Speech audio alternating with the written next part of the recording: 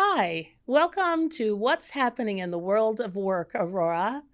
I'm Carolyn Chavino. I'm your career coach, and today I have with me Lauren Newell, who is in the staffing industry. And Lauren is going to give us some tips and some healthy tips because this is Healthcare Month on how to stay healthy while working in the staffing industry, which can be interesting. So, welcome, Lauren. Hi, thank you for having me. Absolutely, absolutely. So I'm going to start with tell us a little bit about you. Oh, well, my name is Lauren. Yes. I'm a front office manager now. Prior to being a front office manager, I was in the education field. Really? Yeah, so Wonderful. I taught first grade until second grade, and then Oh, I ended with going back into early childhood and doing like preschool and kindergarten. So that was really fun. But decided I needed a career change, and that's what brought me to the staffing firm that I work for now. okay. Yeah. All right. So I'm sure there's a lot of interesting things that happen in the staffing firm you're working with. What are some of the key lessons that you are learning while working with the public?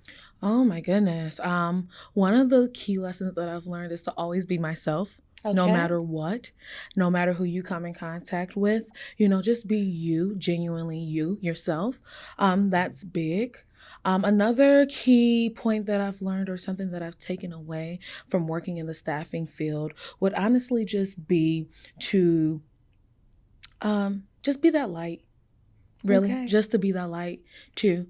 You never know what people are going through. You never Right. know others' stories. So just being who I am and just being a positive person is big for I me. like that you said that because walking into any staffing firm, small, large, it doesn't matter. People obviously are looking for work, and you don't know why they're looking for work. They could have been terminated, Yeah. or they could just decided that they want a career change, or they're looking Right. to make a career change. So you being yourself and being uplifted and helping individuals when they walk in the door, I think is key. Yeah. Very much so. Because finding work and looking for work is one of the most difficult tasks, I think, out there. Yeah, I agree. I do. I think that's one of the biggest reasons why I felt even more encouraged to stand in my role and Yeah. just to be very helpful because, again, you never know what people are going through. You never know their situations. But for people to feel comfortable enough to come and let you know what they've done or what type of work they're looking for and what they want to do in their life, that's a big responsibility. So to be able to help in It that is. field, and especially the times we're in, like you said. Absolutely. So, what are some of the qualities you look for in a candidate? Do you do the pre-screening for your company? I mean, tell us a little bit more about your role. Of course. So, yes, I do all of the pre screenings for our associates or our Okay. applicants that may walk in the door. A lot of times I am the one that's behind that phone. So, taking your name, your number, your email address, a good point of contact, but then also extracting those skills that you may have, and then trying to source or trying to put together skill match to see what opportunities that we have on our job board would be a good fit for you. So at the front, I do take again those pre-screenings. I'm the one interviewing you over the phone, just coaching you on what to expect, but then also pulling that information. What are you looking for? What do you like to do? That's something different too. Mm-hmm. That I think is really important. Not only what can you do, what skill sets do you have, but what would you like to do? What would make you happy, to come into work Exactly. every day? I think that's important as well. So, what do you see happening now as far as things that make people happy?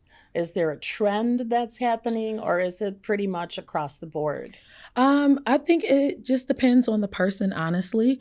I know sometimes people come in and they're very happy if we're happy, if we have good energy that we're putting out there, Yeah. if we're positive with them over the phone or at the front desk, they tend to come in and they're a lot more happier. Hmm. If we're upfront and honest, I think that's a big policy too. A lot of staffing firms will like to get people in the door and just place them to place them, but we're very open and honest about what we have available, what those next steps are going to look like. Right. And I think that depending on the person, it really does, you really do see a difference. once they come in and interact with you. They don't feel defeated, even if we don't have, an opportunity at that moment to provide or to let them know. We're always telling them, hey, we can market you to our clients. Oh, really? Yeah. And see if they're looking for someone with your set of skills. So I know that brings just a big smile to people's face that come through the door. Yeah. Because a lot of times if it's not on the job board, or, if it's just something that they feel like they don't have the skill sets in, they feel defeated. But it's like, no. I agree. What kind of jobs do you have? Oh, we have a variety. So we do have some light industrial opportunities working in the warehouse as those picker packers. We do have some skilled trade opportunities where we're looking for electricians. We're looking for forklift operators, machine operators, We do have some higher end professional roles that we do staff for. We have some office services. So like those customer service roles, that data entry, clerk that, you may see at a desk. Yeah. Those are the type of opportunities that we will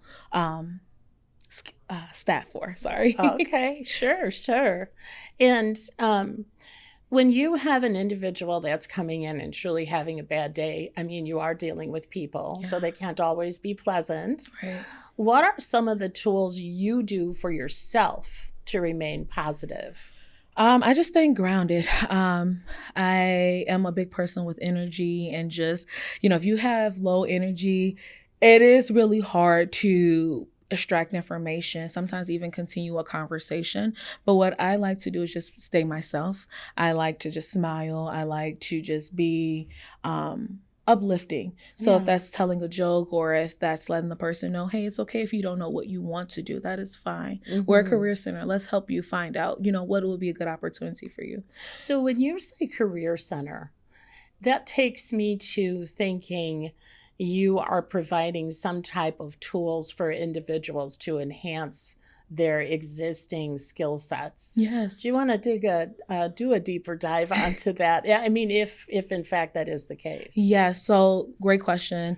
Yes, we do have other tools within our organization that can help people educational wise. Oh. So let's say, you're coming into the facility or into our staffing firm, and you're looking for work, but you feel like, as an office candidate, you don't have the skill sets that a position might require. No worries. What we'll do is we'll let you know, as an associate, we have a free tool that you can use as an education course. You can take. Very nice. Yeah, it's really helpful. Is it expensive? No. It's actually free to all of our associates. It's free. Outstanding. Yeah. So that tool is very helpful because, like I said, if you don't have the skill sets that you desire to have, or you're working on, wanting to have, these courses you can take at your own pace. So if you have a busy life, if you're a mom or a dad, or if you're working multiple jobs and you're just like, I can't. Yes, you can. You can log into the course at your own time. You can pause and you can resume with the course. After the course is done, you do receive a certificate that you can present. And that also brings a smile to our associates' faces when they are able to complete that course and get that certificate. It makes them feel like they really did achieve something. And they have. Yes. That's wonderful. Yes, they have. And even if it's something as small as a data entry course, or if it's something as small as office etiquette, once you complete that, you get that certificate, and it's a bragging point that you get to have. I love it. And individuals, sometimes I know that since COVID, folks at times come in and say they have skill sets that they really don't have. Goodness. Only because, in their minds, they mean well. Right. And they believe that they can do the job that is posted. So how do you verify that? Within our organization, we do employment verifications. So if you come in, a part of the sign-up process and onboarding documents is putting 2 references down, and those references are checked. So we'll call the company that you previously put down or previously worked for. Sure. And we'll just verify that you've worked those dates. Also, we do an e-skills evaluation. So for our office services. What's that? E-skills is an assessment that you can send out to associates. It's a platform we use that you can create your own e-skills assessments or tests that you can send out to associates to take, and you can test like their data entry skills. You can test their knowledge with Microsoft Office or Office 365. And it's a really good skill a really good tool, necessary, because a lot of people, like you said, they do come in and maybe they haven't worked in the office setting in a couple of years. Right. I'm fine. I got it. You don't lose the skill. You don't lose the skill, but the speed might not still be there, or the accuracy may not be there. So that tool is used to see where a person's skill set is or where they lie as far as data entry and different office service tools. Well, I could definitely see how a career center would be defined for your organization, because you are providing tools yes, to enhance skills or even provide a new skill. correct. And you are also verifying that they have skills. And if they need to sharpen up a little bit, you're helping with that as well. Yes. I think it's fantastic. Wow. A little bit about you, a little deeper dive, please, because as I said earlier, this is Mental Health Care Month. Right. And I also know that you're a mom. And I also know that you have 2 children. I do. And you are balancing work and you're balancing home, which is very important to do, is to have that balance. So Lauren, tell us how you go about your day. I mean, how old are your children, first of all? Well, I have a 7-year-old boy, son. His name is Landon. And then I have a 1-year-old. Oh, boy. And she's a little feisty one. And she's her name is Aspen. Mm-hmm. And so between Aspen, or Landon and Aspen, the biggest thing that I value or that I've learned to do is just to make time for in each child, one, and then also keep up and maintain that work-life balance. Okay. When I'm at work, it's strictly work. I focus and I give it my all. Mm-hmm. And then when I'm at home, I'm mommy at home. Okay. And dividing my time with 2 children has been a hurdle, but you learn along the way. Yeah. What do you do in the morning? Oh my I goodness. mean, because sometimes it's real difficult to get kids dressed, ready to go. Sometimes they're tired, or sometimes they may not be feeling well. But like you said, you walk in that door in the morning at your place of work and you've got to be on. Yes. Right. So what are some of the life lessons that you're learning as a young mom to really help others out there in the work environment? What are some of the things you do in the morning to make your life a little easier getting the kids ready? Right. Well, one of the things that I do is I plan. I plan ahead. I think as a teacher, you never forget to plan. You never forget to, you over plan, if anything. That's okay. So one of the biggest things that I do to keep myself on track is planning. So I already have the kids' outfits out the day before. Wow. I try. Yes, thank you. I try to make sure that they have their baths and that they have everything for school the next day ready. Everything is ready the night before. That is my lifesaver for sure. Once I make sure that everything is packed, it makes the morning a lot easier because they're just able to get up, brush their teeth. They're able to go ahead and put those clothes on, sit down for breakfast. With the baby, she sleeps in a little bit longer. Mm-hmm. We let her sleep. We don't give her any issues. Please, no. Please rest. You're right. But she also has her outfit packed, and she's either in the pajamas that she's going to wear, over to her grandma's for daycare or whatnot. Nice. So that's an easy transition, but everything is usually packed and prepared the night before. That has truly been a lifesaver for me. And then just making sure that we stay on schedule. So in the morning, from this time to this time, we're doing this. From this time to this time, we're doing that. And as we do that every day, we get in a routine of doing that. It becomes easier. Okay. So that's been my biggest thing. I think that's huge. Is planning. Yeah. Definitely. And I'm sure you do the same thing at work. You have to plan as far as time off, if you're going to have vacations with your children and your family, or your child is 7. I'm sure there's little plays and things of that nature. So it's all about timing. It is. It's all about planning, because it's no longer just about you, Mom. No. Yeah, it is planning. And you're right. That's an adjustment that you don't just look after yourself. You have now 2 littles that look up to you. So being that role model, that positive role model in their life, is big as well. Yeah. So one thing that you would like to share with moms and dads out there to really help them be organized, what is that one thing you would share? One thing that I would share, it really truly does go back to planning. Okay. I mean, and planning in multiple ways. So not only their outfits that they're going to wear the next day, not only their meals that they're going to eat for the week, or if you have to pack a lunch, but planning that time too. That's big. I read a thing on the internet that said, your kid is not going to remember you working overtime. Your kid is not going to remember That's you right. staying back late to work. They're going to remember you not being there. So planning Wow, that that's time. so powerful. Yeah. So, but planning that time to just be there and be active, not only physically there, but mentally and emotionally there for your child, I think that's a big takeaway. So but planning in every aspect of your life and your child's life. And now that brings me to you. Yes. When do you take time for just you to reboot, empower yourself so you could be super mom? Mm-hmm. What do you do? How do you do it? Well, honestly, it takes a village to raise kids, to have children. Amen It on truly that one. takes a village. So I really have to give a shout out to my village because they help me prioritize that me time. Typically, whether it's a Sunday or it's a weekend or even like a Wednesday that I am able to either leave work a little early or use some time off, I'm able to just relax. I'm able to just sit down and catch up on some shows. I know it doesn't seem much. I don't have to spend a lot of money either, but I'm able to just relax without having the children. I'm able to just reboot, sleep. I'm able to catch up, like I said, on shows that are important to me that I might want to watch, or I'm able to have a spa day, and get out the nice. house and just take care of myself. So I think it's really important to have that day or even those hours, even if you can't afford a day, those hours that you can just set aside truly for yourself. I agree. And that's what I do. How Yes. often do you feel the need to do that?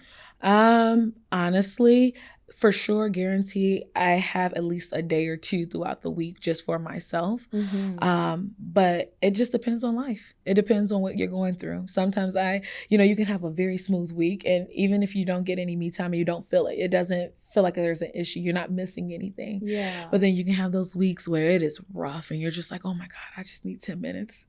I just need this, So just depending on the week, but for sure I have at least a weekend and like some time in the weekday after, maybe even after work or half a day that I can just take to myself and not have to worry about the kids, not That's have to great. worry. Yeah. So do you plan that as well? Do you schedule time on a calendar to say to yourself, okay, it's coming up on 2 weeks and I haven't had any time for me. Yeah. So the folks that you were talking about that actually support you and your family, do you give them a jingle and say, hey, it's coming up. Of course. I need you Saturday, like 2 weeks out. So is that part of your planning as well? That you really schedule it on a calendar and Yes, so going back to that planning. Yes, it's everything. Is about planning. Yes, I agree. So going back to that planning, I do. If I know that I'm requesting, like I said, I take a day off of work. Yeah. I'm planning in advance. Hey, mom. Hey, sister. Hey, whatever the case may be. Yeah. Hubby, can you take the kids for this day? Can you make sure they get dropped off to school? Can you pick them up? And 9 times out of 10, they are very supportive and they're there. So go ahead, for sure. But yes, I do let them know, hey, I'm going to have a day that I would like to get X, Y, and Z done. My nails done. I'd like to go shopping. Can you watch the kids? I think that's fantastic. Absolutely. Yeah. You have to take time for you. And I heard you say as well that you take time individually with your children. So you probably take time alone with your son, and then you take time alone with your daughter, and then take time alone with both. So I know that those are all important things. And with working, where do you see yourself? I know this is just an awful question. I don't even know why I'm asking this question, because I stopped asking it in an interview. But I'm going to ask you anyway, Lauren. Where do you see yourself in 10 years when you have both children? One's going to be off to college, I would think, almost graduating high school, and the other will be, I would think, a little more self-sufficient in 10 years. Yeah. So where do you see yourself? What do you see yourself doing? One of the big things that I have that has always been a dream of mine is to open up my own childcare facility. Why? Because I love children. Yes. I love children. They are my heart. teaching is truly my passion. I thrive I in that believe field. that. I really do.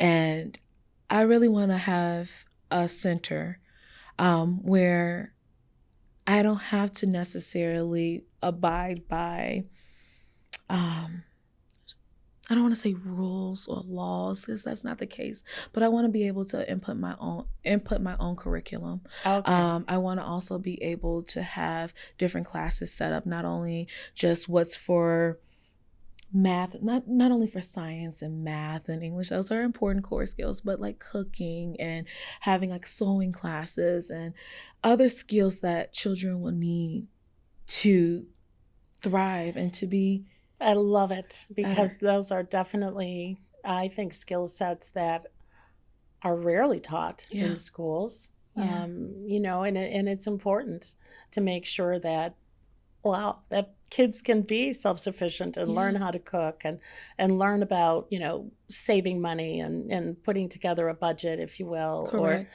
the importance of looking at the big picture, like those picture boards, that schools have and things. Well, I think that's a wonderful opportunity for you, Lauren, and I'm sure that you're going to get there Yeah. because of your positive attitude and things of that nature. Now, if you come across individuals, I'm sure, that have difficulty seeing that vision for themselves, what are some ways that you can help them see the bigger picture on their future? Or is it even possible? Of course, I think it is very much so possible. One of the things that I think would be very helpful is sometimes taking a person out of their situation and putting them in a different situation. What do you mean? So sometimes, we get caught up in our own lives and what we have going on that you don't see another outlet, or you may not see another way of doing a certain task. Yes. So whether that's moving them out of a certain environment or just opening the idea that, hey, this could also be a case. This could also be a scenario. This could also be something that you could do to help you. I think that's big. A lot of times, even in the line of work that I do, you have people that are defeated and Right. that don't see anything more than just, I'm just a picker packer, or I am just this. Oh my And goodness. no, yes. you're more than that. Think about this. You start off as a picker packer. You work your Right. way up to management. Say, if that's something that you want to do, but say you work your way up in the facility or within an organization, and now look at you, you're a manager, and then look at you continue to working your way up, and now you have some type of ownership within inside of the organization. Yes. Letting people know that it's beyond, it's more than what you just see right now, what's in your life, Mm-hmm. that you are capable of doing more and being better. So again, removing them or people out of their own little bubble, getting them out of their own shoes. negativity. Yeah, and putting Mhm. them in someone else's shoes, or just in a different line of life where you can see that there's something more than just this haze or this robot. And that I you think have. you touched on something that's key. Sometimes people think that's all the value that they bring Yeah. because they haven't peeled back their own layers of expertise, because it is a layer of expertise, like you had mentioned. I'm just a picker pecker. Right. And even if you are a picker packer, you are adding value to a company. The company isn't going to thrive without you Correct. and others in those roles, correct? Yes. And I think it's up to us as a community to rally around each other when people say, I'm just. Mm-hmm. No, you're more than just a just. Yes. Yes. A just is a devalue Mm-hmm. to what you're bringing to the table. I believe every time somebody walks in the door of where they're working, Mm-hmm.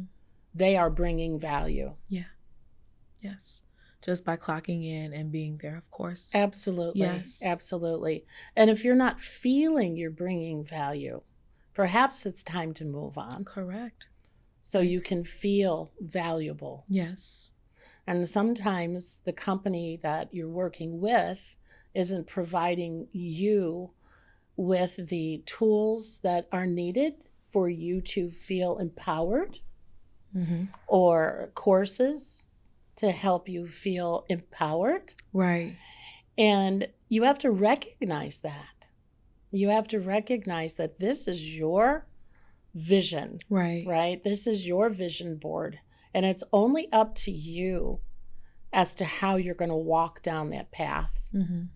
And I just would like to share a lot of different things, but I won't. Because it's everyone's an individual, right? And Yes. I'm not here to judge anybody. I'm not. I just think that there are a lot of times where we are self-defeating, right? Yes. And it's up to other people around us to help us out of that. Correct. And the companies that we work with, and this show is all about what's happening in the world of work. And sometimes there are places that aren't helping one develop or helping one aspire yes. to even just, I always say, learn what you can where you are. Gather all the information you possibly can.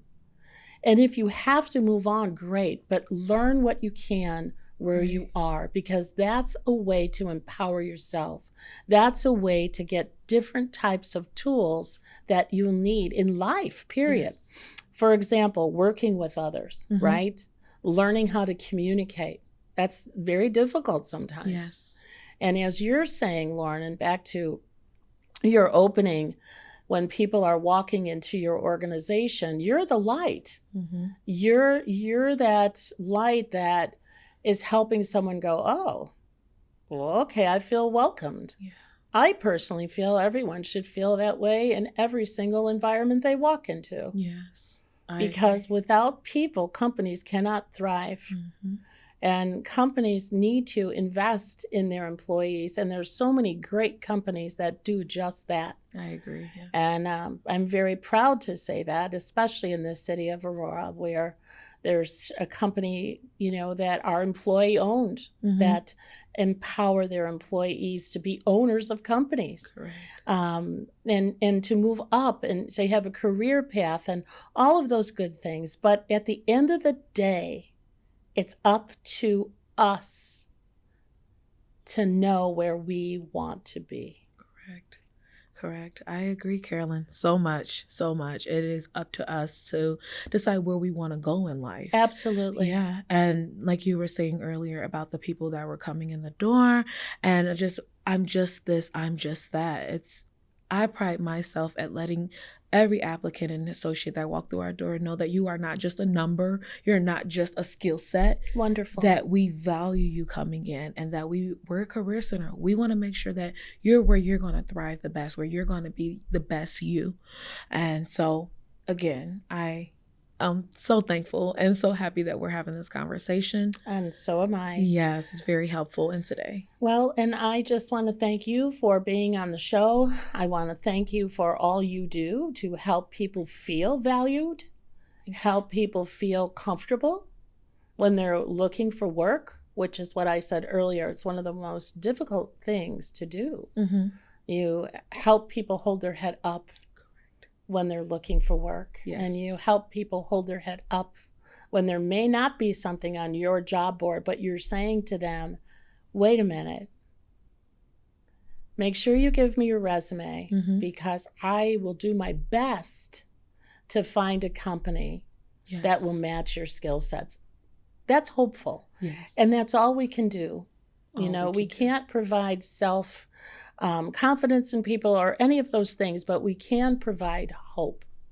So I just want to thank you, Lauren Newell, for everything you do. I want to thank you for being a role model to working moms everywhere. Thank you. It's hard, It is. isn't it? Yes. Yes, it is. And thank you for taking time for you, because without re-energizing yourself, you really have very little energy for everyone else. Correct. So you have to take care of you first. Yes. And thank you for doing just that. So thank you so much, Carolyn, again, for having me on the show. I really appreciate you taking the time and wanting to know more about me and what I do and just my parenting life. That's really important. So thank you for taking the time and the interest.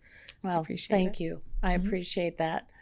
Thank you, everybody, for just joining us today on what's happening in the world of work. And I just want to thank Lauren Newell for being an exceptional guest. Working moms everywhere, take care of you. Until next time.